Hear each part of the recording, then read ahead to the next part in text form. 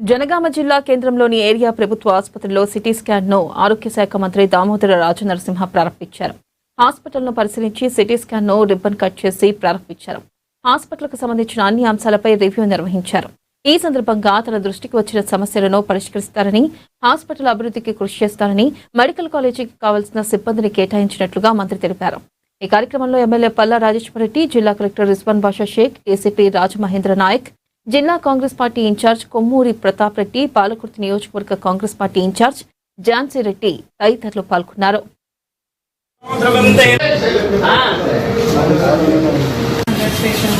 We do oral breast cancer screening, and then we also see hypertension and diabetes screening.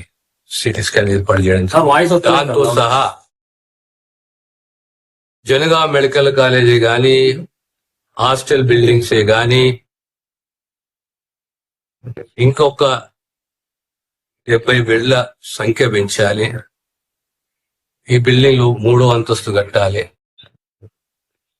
Central medical store permanent sanction చేసిన permanent building కావాలి. మన medical college కి tutors post sanction కాలేదు, అది కూడా sanction చేయాలి. అన్ని పిఎస్సీలే కానీ పిఎస్సీలు అప్గ్రేడ్ అయినాయి. ఉన్న పిఎస్సీలను ఇక్కడ రీఅలొకేట్ చేయాలి.